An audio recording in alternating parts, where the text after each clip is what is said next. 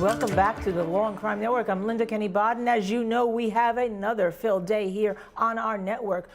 Well, that is amazing. This is the beginning of the defense closing on Kellen Winslow II. Gene Rossi, a couple weeks ago, or before this started, we talked about the California Criminal Code, that they have a jury charge. If you have a fact that points to guilt and points to innocence, you must, not that you may, you must take it as an innocence and use innocence. Give me one fact in Jane Doe number 1 that could be pointing to guilt and innocence, but that this jury has to take for innocence.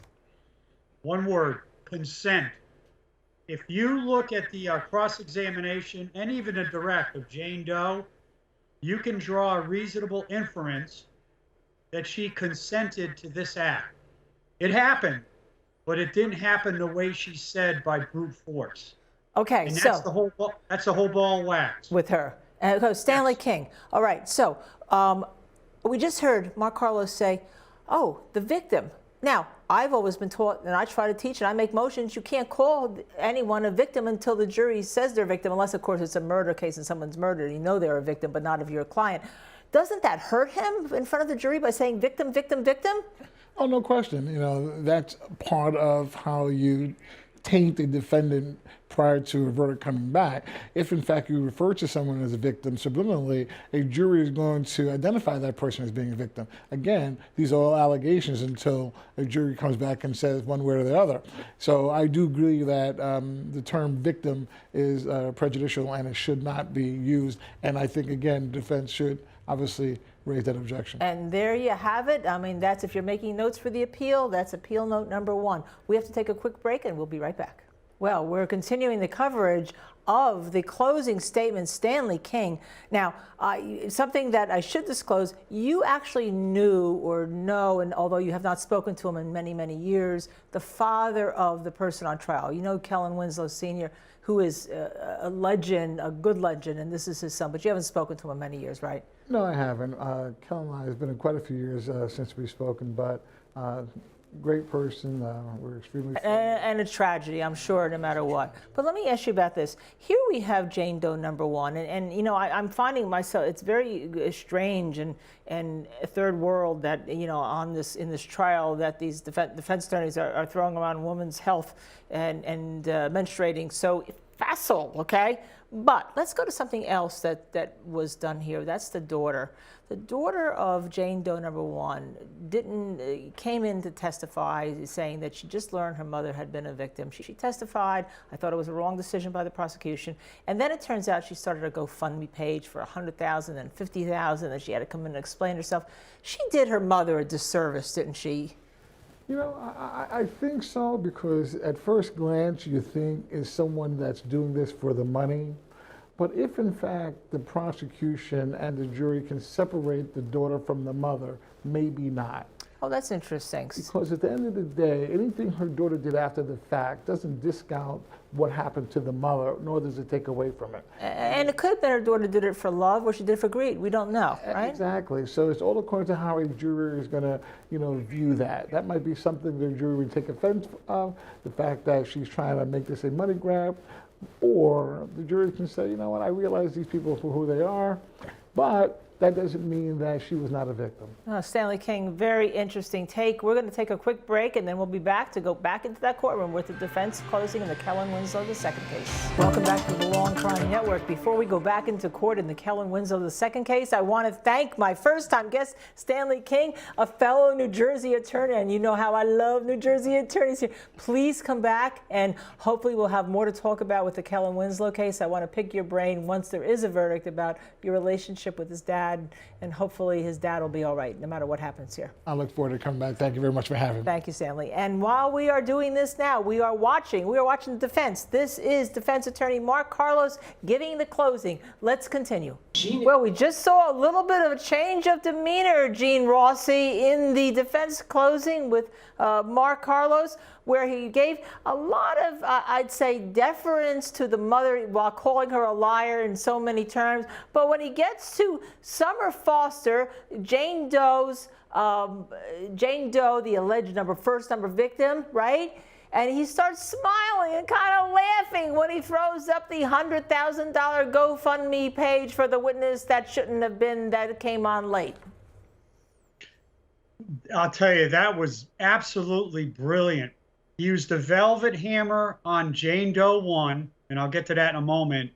But on the daughter, Summer Foster, he used a sledgehammer with nails, and he used the L word. He called the daughter a liar. And then the coup de grace was he gave the jury motive, 100,000 reasons for Summer Foster to lie. And Gene Rossi, and he did this all the way through in a technique that I love. He used past trial transcripts to contradict testimony in black and white. And I always say to the jury, I'm going to tell you what I'm going to tell you, and then I'm going to tell you again what I just told you, and then I'm going to tell you again what I told you. And this time he used them with transcripts and said, she said this, then she said this, she said this, she said this. And then, by the way, if that's not enough, we've got the daughter who came in, right? Oh, absolutely. And what he did, what Mark Carlos did with regard to Jane Doe 1 is he attacked her credibility, but he did it in a way that he acknowledged that members of the jury may be sympathetic to what may have happened to her, even though they don't believe possibly that the government proved beyond a reasonable doubt. But you still, like we discussed, you have some feelings for Jane Doe 1. You have to.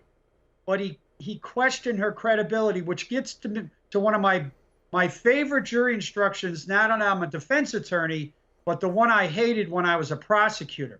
It's on credibility. And you're telling the jury, if you find that the witness lied about one instance, you can use that to disregard their entire testimony. I hated that instruction because oftentimes my witnesses were not always accurate. Gene, I'm going to tell you that we have to take a quick break. And ladies and gentlemen, our viewers, this is the truth. It's not because, or else, if I say one little lie to you, it's false in one, false in all, but not here at the Law and Crime Network. We'll be right back. So that is defense attorney in the Kellen Winslow, the second case, who is going through the alleged victims, Jane Doe 1 and 2, and he's going to get to number 3, which I think is going to be his hardest. But Gene Rossi, legal analyst for the Law and Crime Network.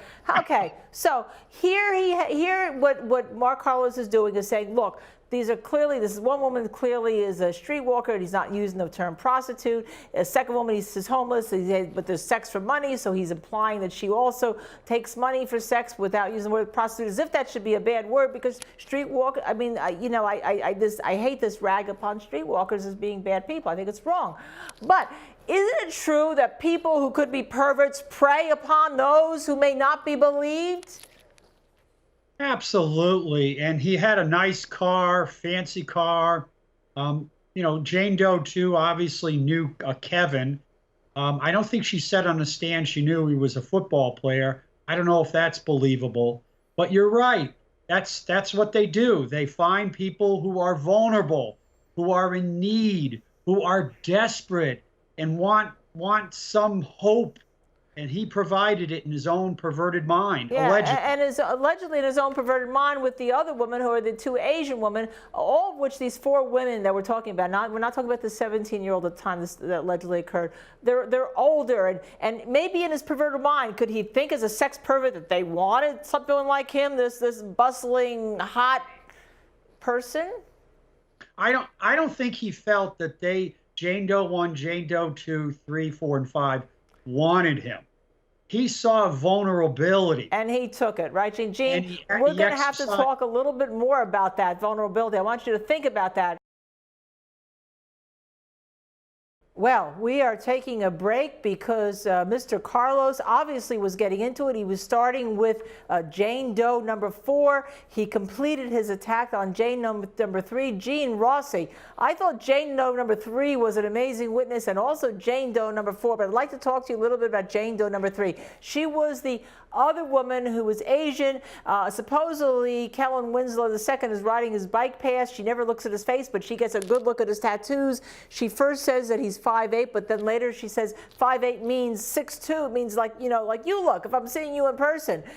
What do you think about his attack, which he left pretty quickly on alleged victim number 3? You know, it's funny. I didn't get the feeling, just based on Mr. Carlos's body language, that he had his heart in the attack against Jane Doe 3. Jane Doe 1, Jane Doe 2, he had the big mo, he had fluidity, he was organized. When he got to Jane Doe 3, it was sort of a parenthetical, a short footnote, and then he went to 4. The jury picks up on that. I remember a trial once where I had to count 2 counts of healthcare fraud, and I spent like 30 seconds on those 2 counts out of 50, and those were acquittals. Right. He did, and jurors understand when lawyers believe what they're saying and when they do not believe what they're saying. Is that right, Gene? They can feel it. They can feel it.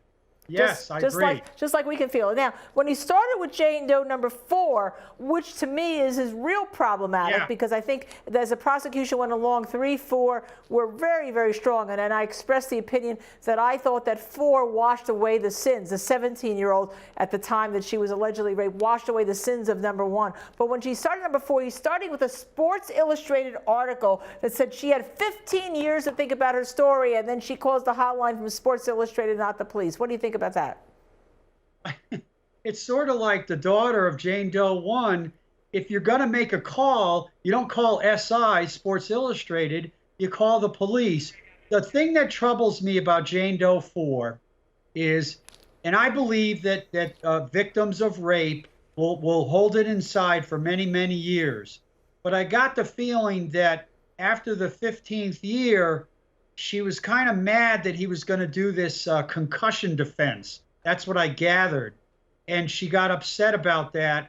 And the other thing that hurts Jane Doe 4 is she did have consensual sex with Kellen Winslow before the alleged rape. I don't think that's helpful. Well, I don't know about Gene.